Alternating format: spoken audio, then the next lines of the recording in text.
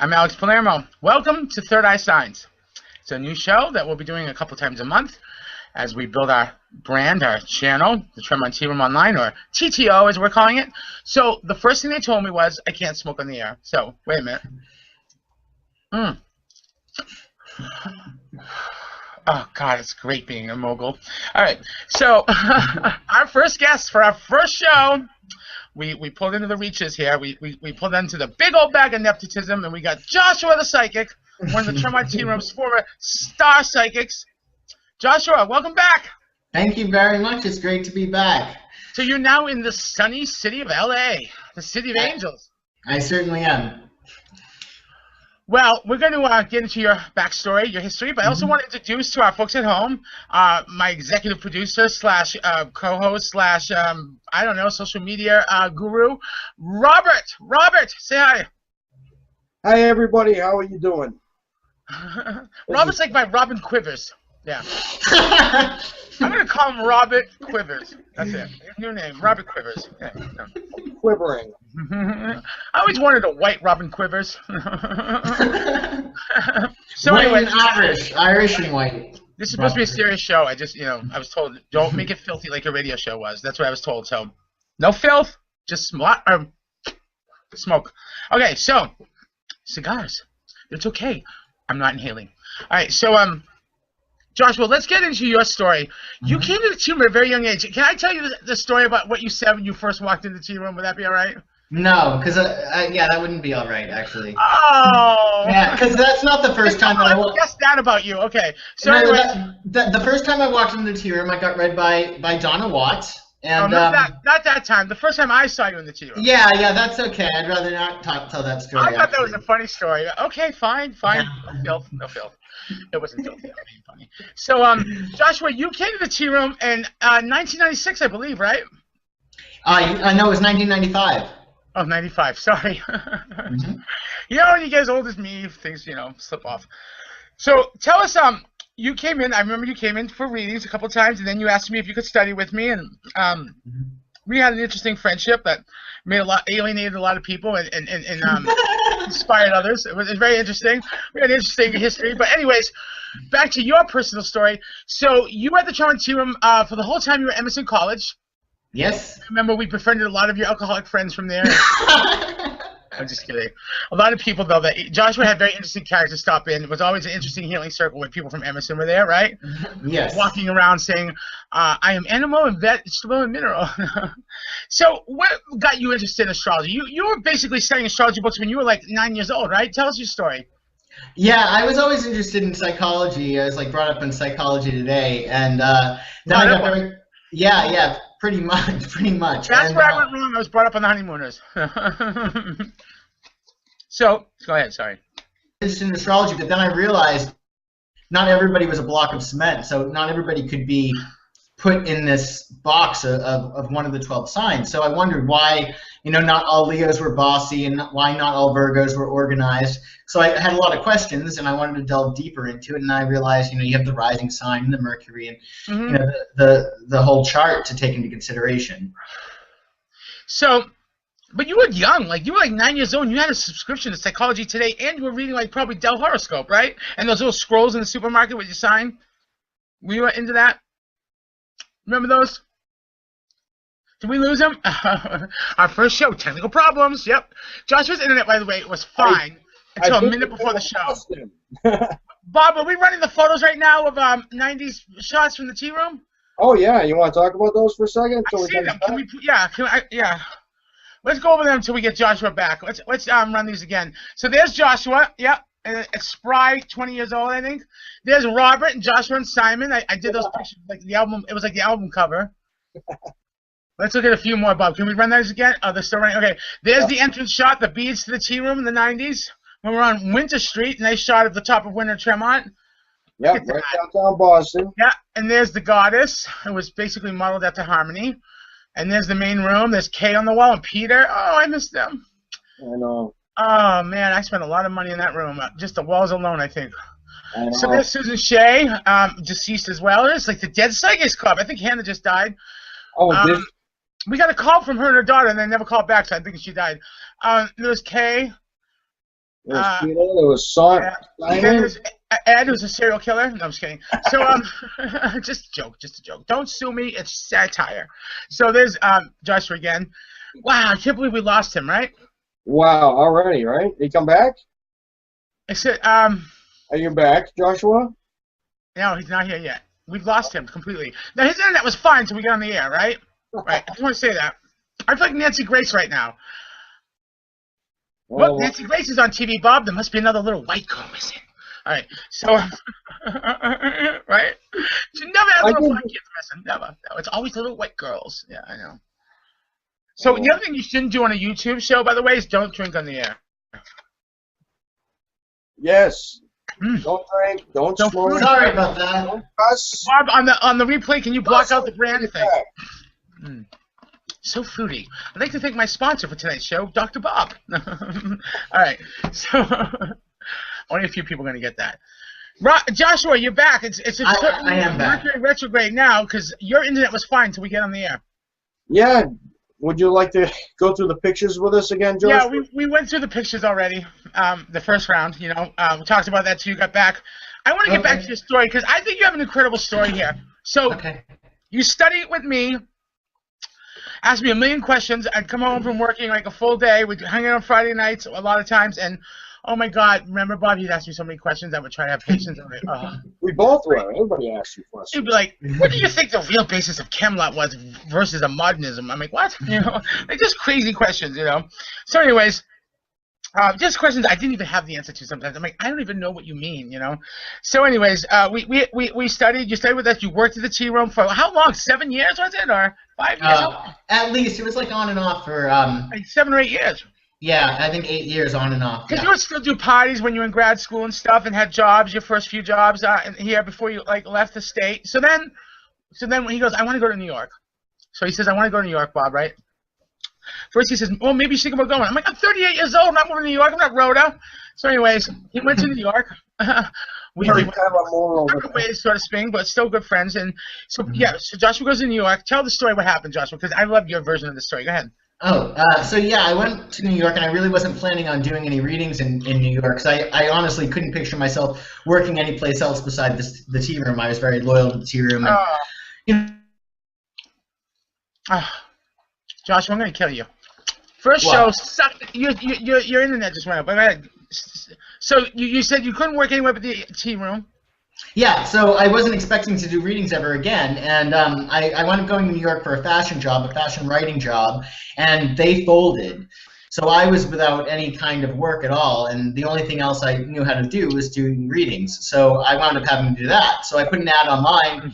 So you hung up a shingle, as they say. I hung up the shingle. I was really done with it. I thought I left that all behind, and I had really no choice but to do readings in order to put bread on the table. Mm-hmm. So I wound up putting an ad out, and you know, I had some readings here and there, and one of these readings I did after. Like about 2 weeks later, after I read this girl, I got a call from a fact checker, and the fact checker said, I want to get all your information right because we're time out in New York and we're running a big psychic expose, and you did really well in the expose. So I was like, oh, okay, that's really great. So I gave her my information, of course, and I think the article came out in 2 weeks, and basically, time out in New York named you the best psychic in New York. You were there 3 weeks or a month, right?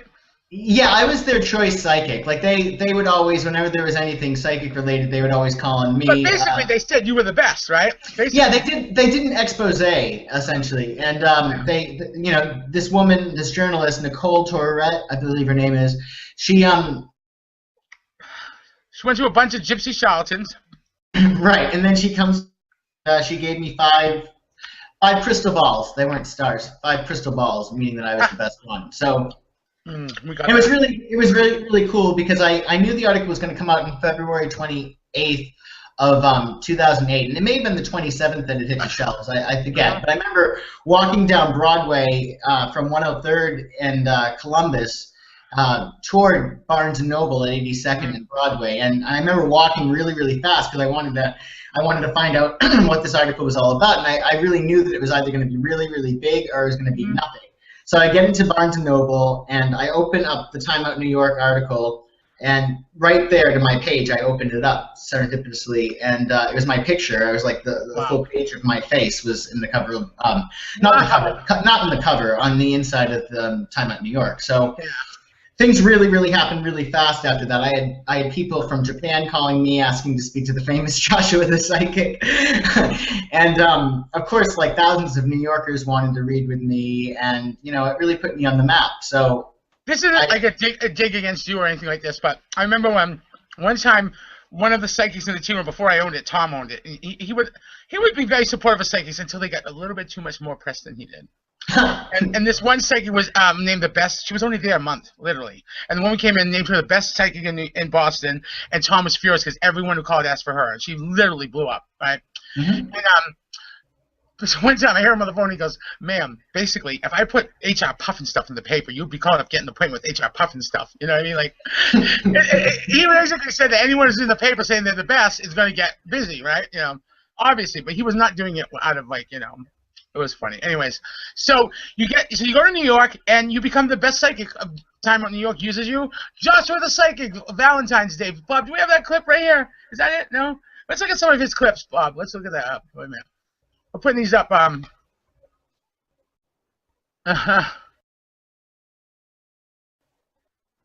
Central Park. Joshua in the leaves. In Central Park, yeah.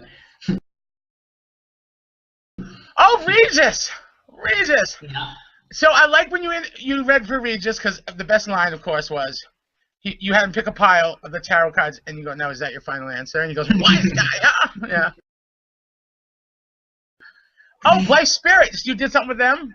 I wound up auditioning with them and every other psychic in the world. It seemed like we were a whole room of us. That's where the psychic helps out for V-Day. So there we go. So basically, you were their go-to psychic the whole time you were in New York. Yeah, well, I mean, once they put me in as their best psychic, they couldn't like renege that, right? So they kept. Isn't it funny? You thought, "I'm never doing readings again. I'm hanging up the crystal ball. I'm throwing up the Crowley deck," and all of a sudden, the universe had different plans for you.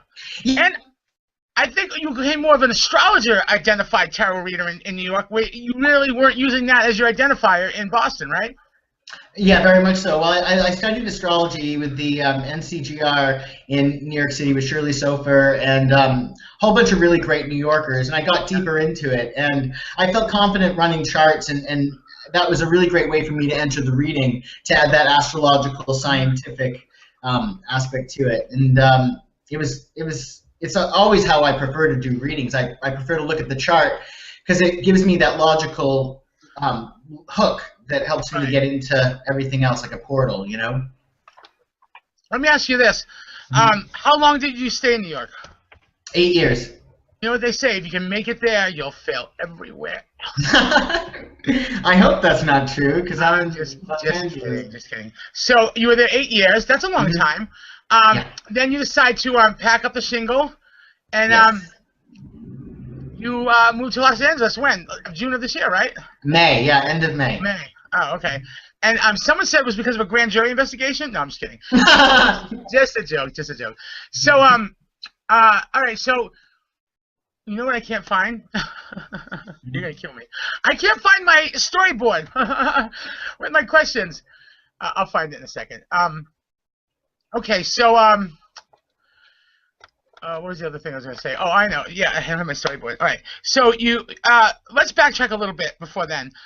Tell me one of your favorite tea room memories. One of my favorite tea room memories. I think it was really, when there was a lot of downtime, I would, not just ask, you questions, but, just sit at these tables of all these different psychics and, ask them all of their philosophies. And it was questions that I usually thought I knew the answer to, and I would just, I'd pick everybody's brain. And, that was really my favorite part of it because, I think our professional lives really spilt over into our personal lives, and you really got to know people. And, it was really a very, very strong education for me, not just doing readings and not just the training, but actually being with all of those very talented people. Right. And, they say every memory was a favorite. Like, in other words, it was always a roller coaster ride, so to speak. You never, the tea room, we never knew if we went in at 11 that we were going to be out at 8 or midnight, right? Yeah. Yeah. But you were in it with everybody else, and I feel that we were, as an Aquarius, I'm really big into groups and community, and I'm very fortunate with the groups that I've had. But I have to say, my high school group was really great, and my tea room group, I think by far, it was the. Oh, did we lose him? No, I'm here. Joshua, did we lose him? Did we lose Joshua again? No, I'm here. All right. So, Joshua, you were in the New York Daily News. I was. WNBC's Cat Greenleaf featured you for a great pice on fashion, I believe, right? Yeah, I predicted the cutout fashion trend because that's. I predicted harem pants. So VH1's Love and Hip Hop, you did that, right? Mm-hmm. Yes, and that then was last year you read Regis on Symphony Space, which is a pretty big thing, reading Regis, you know what I mean? Yeah, it was really awesome. Yeah, did you have a little angry, emaciated blonde woman screaming behind him? No? No, she wasn't there, Kelly. All right. Which is a shame. Yeah. So let's go over your other story. Let's see. Well, we already talked about what got you started as a psychic. What was like working at the team? I'm going to my storyboard. See, I'm doing good. Okay. So I think we've covered all these things already. What brought you to California? Yeah, was it about television? Because a lot of people go there to do TV. It's out you're out there for. Tell us, what's the Scoobies? Why are you there? Well, number one, I as I've grown older, I've become more of a summer sunny kind of person, and I increasingly got more and more annoyed with the cold. So you were sick of winter more than anything, but you love New York. You're not sick of the people, the attitude, the smelly chestnuts. That doesn't bother you? I'm sorry, what was the question? I said, so you didn't leave because of the people, the attitude, the smelly chestnuts in the winter? Oh no, are you kidding? Nobody's going to beat New Yorkers. I love New Yorkers. I really left. I left New York not just because of the weather, but I did want to look for other opportunities, and I did want to get more into television. And with New York, you reach a certain point in which you have to continue working like a crazy person in order to afford your lifestyle. Because as soon as you're making a little bit more money, you need to have this and you need to have that. And I was working like 75 hours a week, and I remember when you were in Boston, you lived very frugally. You didn't make a lot of money. You were a college student and a grad student. I remember when you go to New York and you were dead broke, like you said, and that company folded. You were having a rough time, and then you started doing readings. You were doing well, and then time out in New York, and I think you did a Groupon. And one day Joshua calls me. Guess what he's doing? He's having a rose petal milk bath in a salon. Yeah. I think that his bath probably cost more than like most families spent on dinner for a week. You know what I mean? It was a scrub, in all fairness. It was a scrub. I'm sorry. But that has to be like, this is the guy who like would have like spread out nickels and eat nuts and water, to spend his, get his money, spread out. So anyways, I don't think you don't deserve a bath, like especially at dealing with New York Energy. So the thing about New York is you're a writer as well. We should mention your other job, your other career, and your other name is in writing. So it's kind of like a writer's thing. You do your time in New York City, and then you go out there to LA and try to make the big bucks, which you're doing a little of, but you're still in that vein of like, I don't know if I'm a psychic, astrologer, or am I a writer, or am I both, am I this, am I a TV star? So you're still trying to get all that worked out, right? Yeah, I think that it's a process, and really I think that I'll try as many things as I can, and where I'm appreciated most, I think I'll stay. So from an astrology perspective, how did moving there change you? Tell us about how it changed your rising sign and all that. Well, in Boston, natally, I'm an Aquarius rising. And believe it or not, my actual chart changes from Boston to New York, which doesn't happen often. So when I went to New York, I became a Capricorn rising. So the rising sign is how you navigate life. So in Boston, I would navigate life as a quirky Aquarius, being innovative. But in New York City, I had to operate and navigate life as a Capricorn rising, which essentially meant that I had to come across as sort of superior, and I had to ooze competence, and tell people what to do essentially, and just be a little bit I think honorary really, and it did very well for me in New York City. But here in LA, oh, you're freezing. Hold on. Robbie, can we take something else up? I mean, those pictures are starting to get on me now. It's the dead psychics. Half of those psychics are dead. I mean, really. Literally dead. Literally. Like, they are so close to the other side, they're there now. You know what I mean? Like, I'm just saying.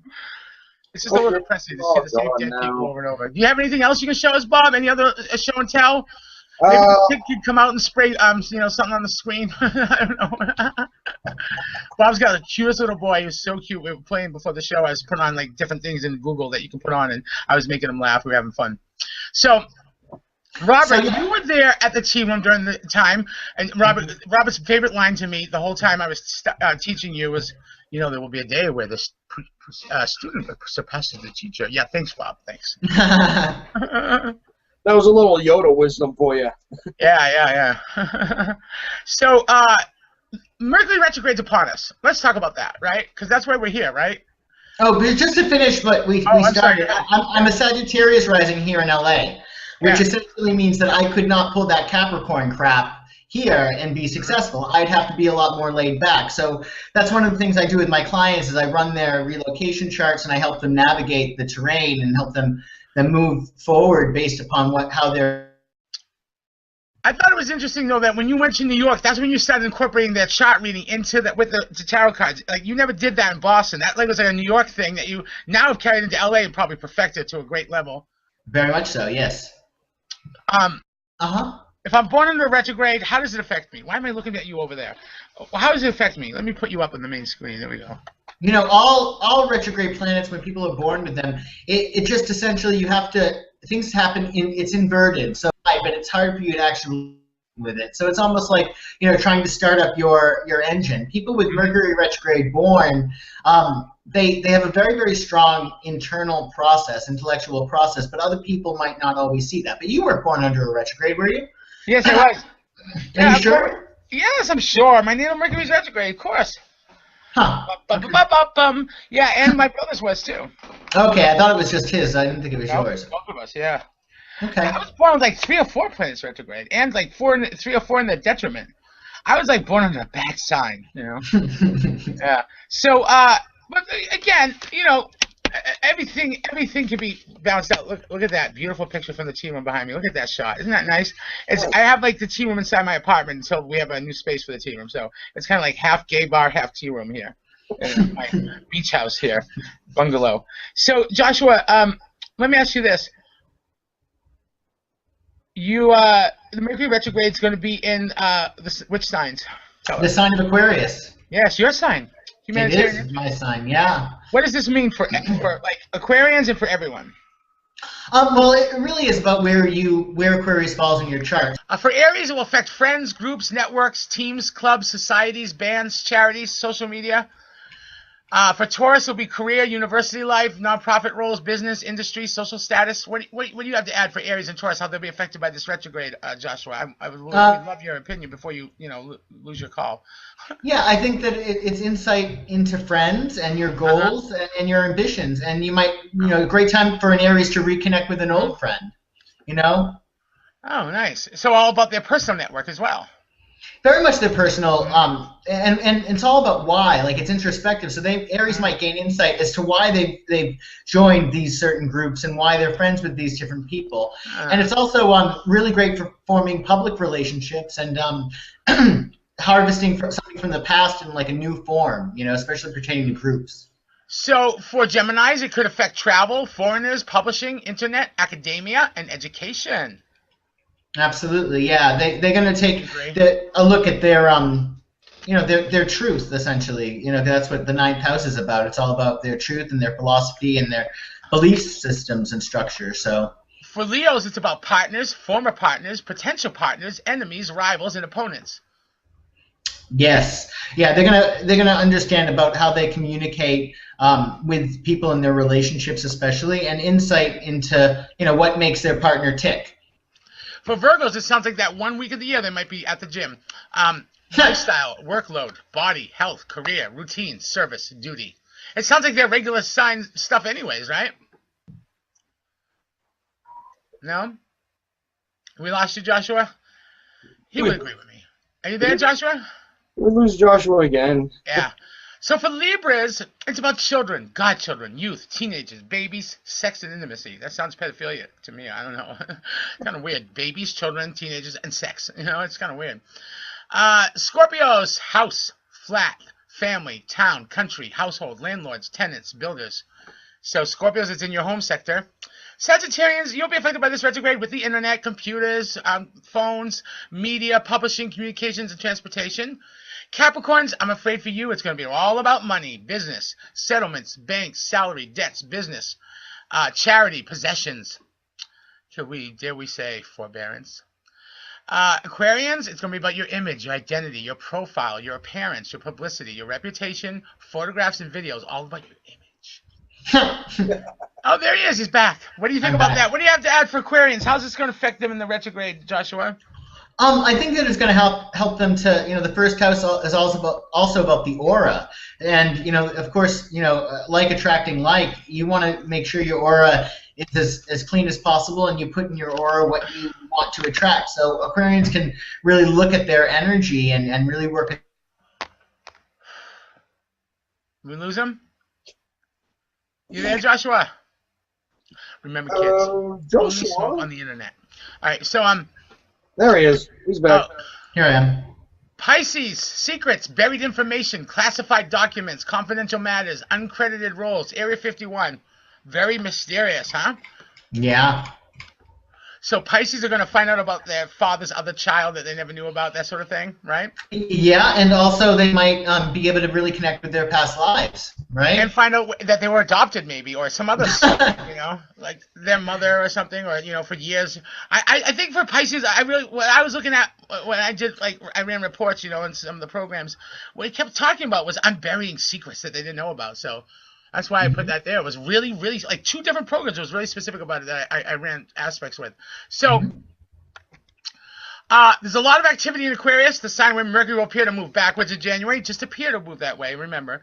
As a result, you will no doubt want to make plans, speed up, focus hard in the area of your life that they described above for Aquarians, remember, about, again, Aquarians, image, identity, profile, appearance, publicity, reputations, photographs, and videos. Joshua, not a good time to do a new photo shoot in the leaves. I don't think. But Joshua, here's something interesting too that's happening on top of the Mercury in Aquarius retrograde. I don't know what you think of this. So Venus enters Aquarius at 2:29 p.m. on Saturday the 3rd, which it did. That's not what I want to say though. Hold on.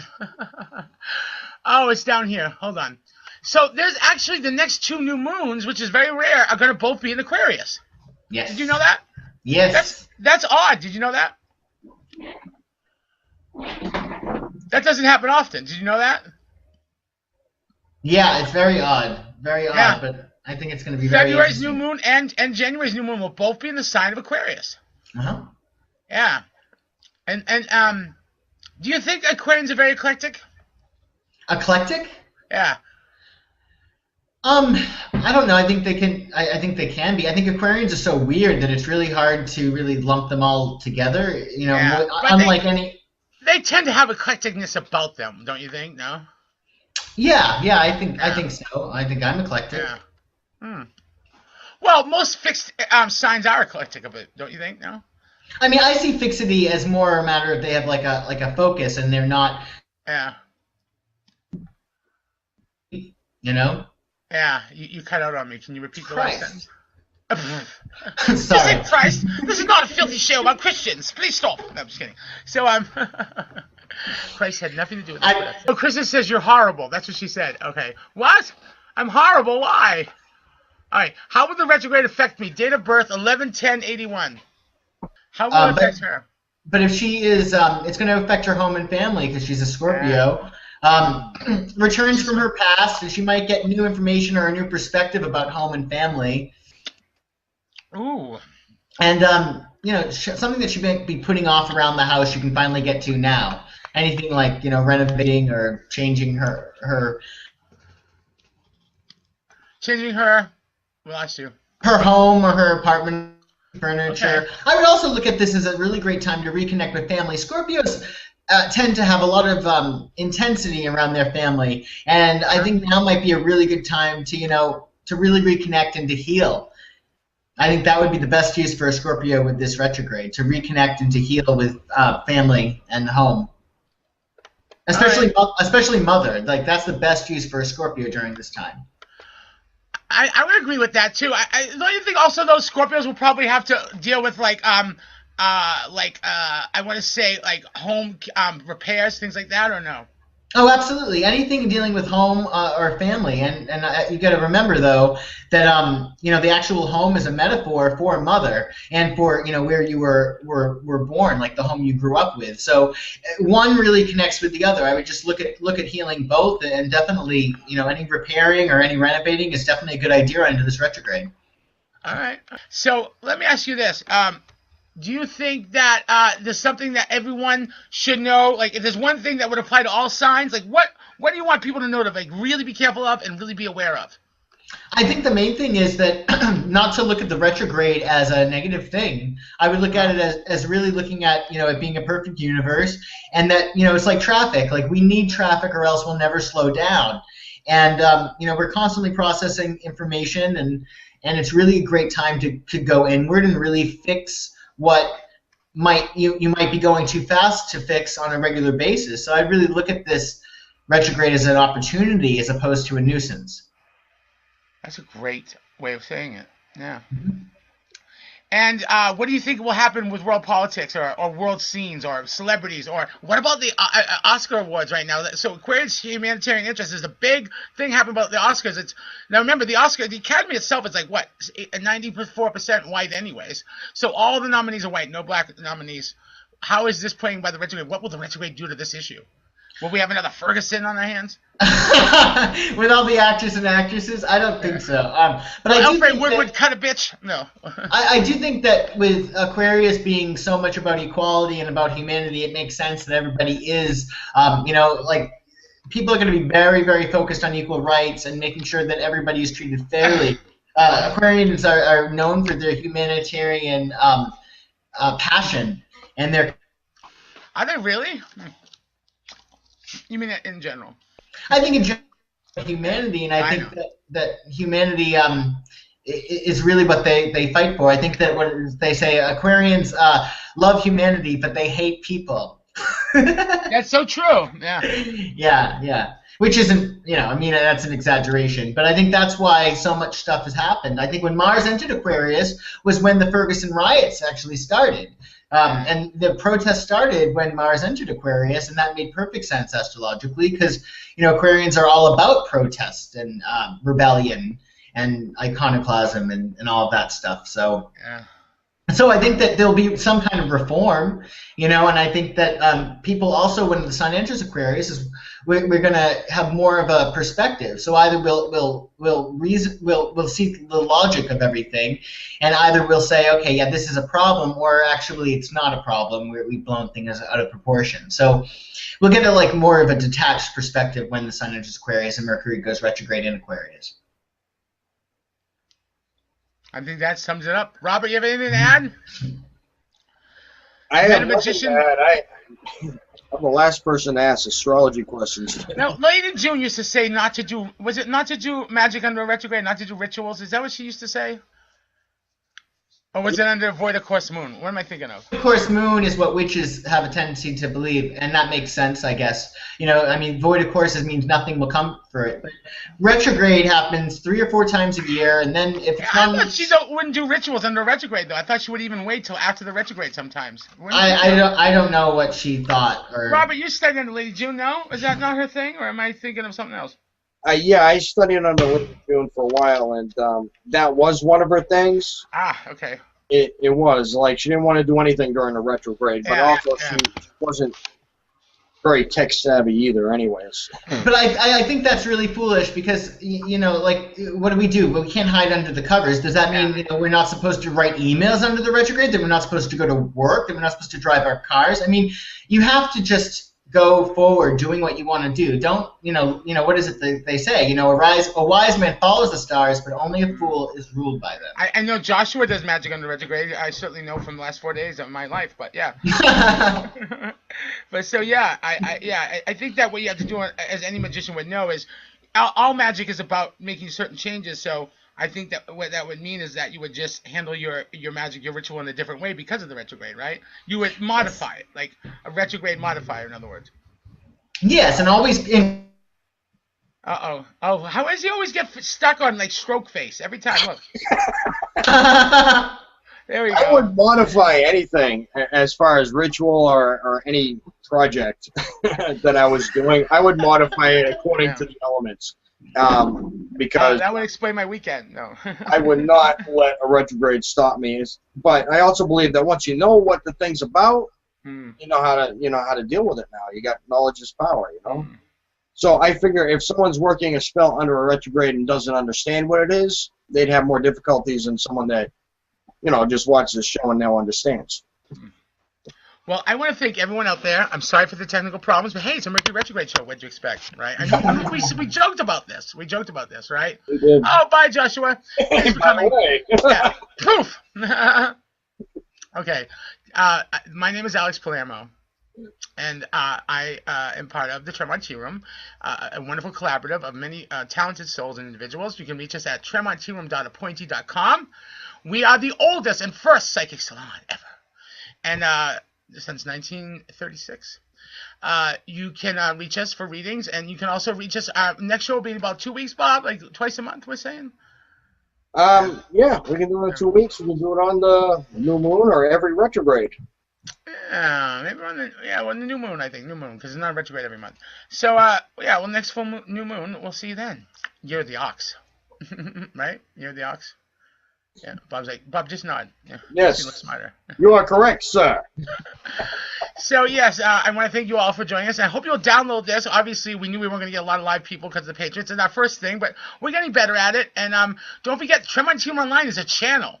We'll have other shows being added, like The Teacup Turns and Inside the Life of Crazy Danielle. It's an untitled project right now, but we have that. I'm calling it Project Lesbian, but Danielle's going to have a show, Danielle, where she goes to everyday people that we pass on the street and she gets their story. It's going to be really nice. Yeah. Joshua, are you thinking about doing a show for us now and then? Maybe a special now and then, Yeah, that sounds like a lot of fun. You could stand outside the Berlin Wall and say, Mr. Gorbachev, take down this wall! Or something like that. You know what I mean? I think I did that back in the 80s. Yeah. You could sit outside of MGM and say, give Denzel Washington a real movie, That's probably why there is no Black Oscars nominations. I mean, they keep giving Denzel Washington shit movies to do. And then they gave him a shit TV show. Didn't he do Ironsides, or was that Blair Underwood? I get them confused. All right, so anyways, Joshua, thank you so much for being us. If anyone wants to get a hold of you, it's joshuathepsychic.com, right? No, it's Psychic Joshua. But you can look up Joshua the Psychic, and you'll find me, but it's psychicjoshua.com. Psychicjoshua.com, and you're also in Yelp in the Los Angeles area, one of the most rated psychics. And how are the LA psychics treating New York psychic? Are they all snooty and I play with crystals? I'm friends with Barbara Streisand. I don't know. I avoid them.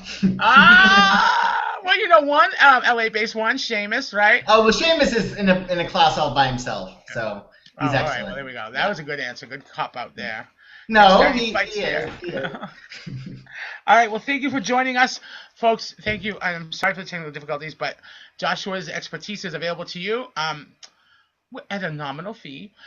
Just contact him through his website and contact the Tea Room at 617-338-8100. Robert, we'll see you in 2 weeks on the new moon.